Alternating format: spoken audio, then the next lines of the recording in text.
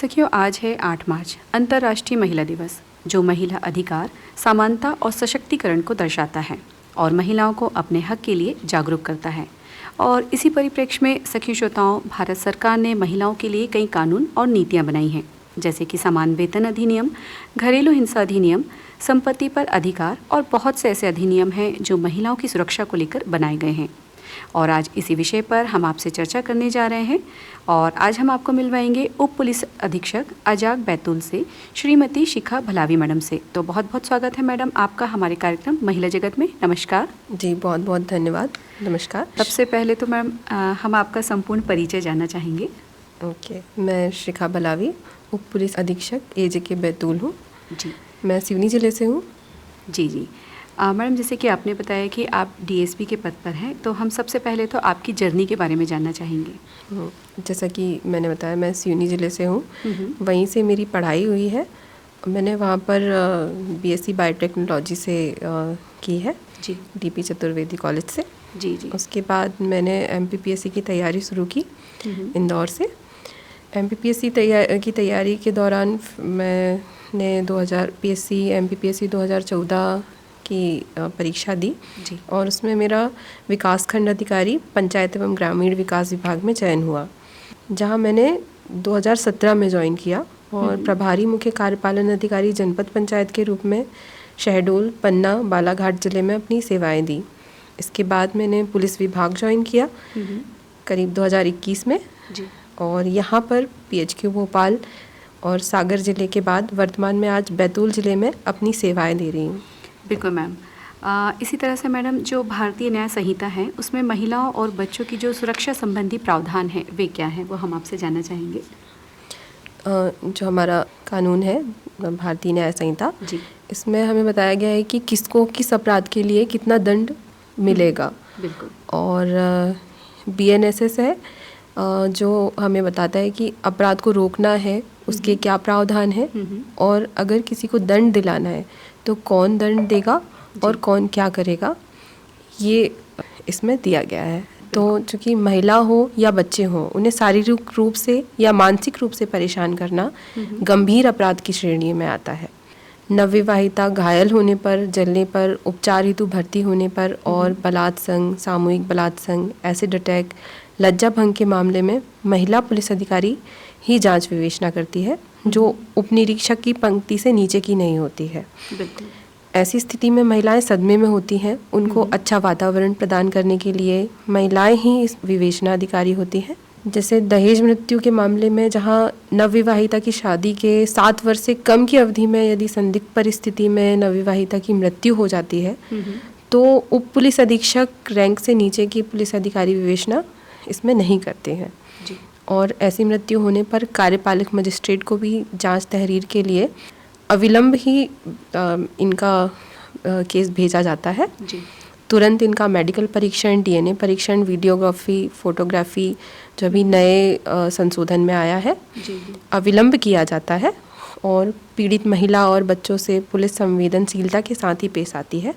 कोई अभद्र प्रश्न उनसे नहीं पूछे जाते हैं। इनकी पहचान भी गुप्त रखी जाती है, चाहे महिलाएं हो चाहे बच्चे हों। इनके कथन परिवारजनों के समक्ष ही कराए जाते हैं, अपने पसंद के स्थान पर कराए जा सकते हैं और बाल कल्याण समिति की उपस्थिति में भी कराए जाते हैं। जी। आरोपी से सामना ना हो इनका, बच्चों का या महिलाओं का, इसका हम विशेष ध्यान रखते हैं। यदि परिवारजनों से वो पीड़ित है तो बाल सुरक्षा आश्रय में उन्हें रखा जाता है। जी। 18 वर्ष से कम उम्र की बालिका के साथ यदि कोई गलत काम होता है या सम्मति से भी होता है जी। तो वह बलात्कार की श्रेणी में ही आता है। जी। यदि महिला बच्चे अपराधी हों तो महिलाओं बच्चों को अतिरिक्त सुरक्षा की आवश्यकता होती है, क्योंकि ये दुसाध्य अपराधी नहीं होते हैं। बिल्कुल। इन्हें हिरासत में बाकी लोगों से अलग रखा जाता है। जैसा कि महिलाओं की गिरफ्तारी की बात करें तो महिलाओं की गिरफ्तारी सूर्यास्त के बाद और सूर्योदय के पहले नहीं की जा सकती है और महिलाओं की तलाशी महिला पुलिसकर्मी द्वारा ही ली जा सकती है।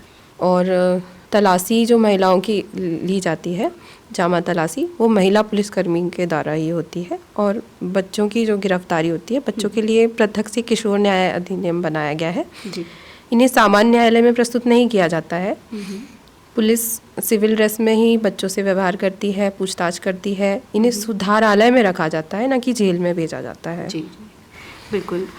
इसी तरह से मैम जो महिलाओं के कौन कौन से जो संवैधानिक अधिकार हैं वो कौन कौन से हैं, ये हम आपसे जानना चाहेंगे।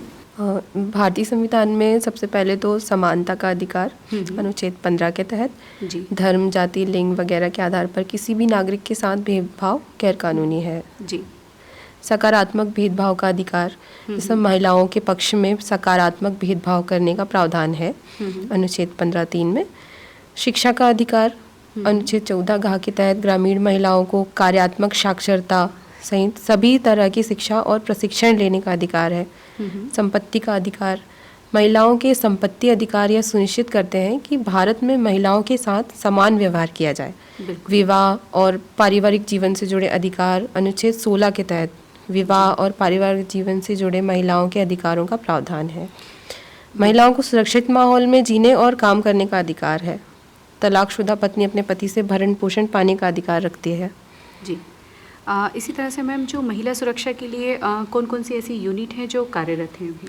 महिलाओं की सुरक्षा के लिए, उनके अधिकारों की सुरक्षा करने के लिए भारत सरकार ने कई कदम उठाए हैं, जैसे महिला एवं बाल विकास विभाग की स्थापना, राष्ट्रीय महिला आयोग की स्थापना, जिलों में महिला थाना महिलाओं की शिकायतें अलग से सुनने के लिए। इसके अलावा हर थानों में महिला डेस्क अलग से बनाया गया है, जो महिलाओं की समस्या सुनकर उनको निराकृत करने का प्रयास करती हैं और उनको अच्छा वातावरण उपलब्ध कराते हैं। बिल्कुल। जैसे और सखी वन स्टॉप सेंटर भी है। बिल्कुल। इसी तरह से मैम जब कभी महिलाएं अगर कोई हिंसा का शिकार हो जाती हैं तो वे कहाँ जाकर अपनी मदद ले सकती हैं। हिंसा का शिकार महिलाएं, जैसे लैंगिक हमले से पीड़ित महिला को आवश्यक कानूनी सहायता मुफ्त में प्रदान की जाती है। उसकी मदद के लिए जिला विधिक सेवा प्राधिकरण बनाया गया है। वहाँ से ये योग्य वकीलों की सूची प्राप्त कर सकती हैं, जिनमें उनके नाम, पता, संपर्क नंबर होते हैं, या ये सूची ये नज़दीकी थानों में आगे संपर्क करने पर भी उनको प्राप्त हो सकती है। जी बिल्कुल। इसी तरह से मैम जो आपदा की स्थिति में किन संपर्क क्रमांक हैं उसमें महिलाएं संपर्क कर अपनी समस्याएं दर्ज करवा सकती हैं। आपदा की स्थिति में या उनके साथ अचानक कोई घटना घटित हुई है तो महिला हेल्पलाइन नंबर 1090 में अपनी समस्या दर्ज करा सकती हैं। इसके अलावा 100 डायल में कॉल करके पुलिस की नज़दीकी फर्स्ट रेस्पॉन्स व्हीकल अपने पास बुला सकती हैं, जिसमें अनुभवी पुलिस अधिकारी उपलब्ध होते हैं। और यदि साइबर अपराध की शिकायतें हैं तो 1930 में अपनी शिकायत तुरंत दर्ज करवा सकते हैं। बिल्कुल मैम।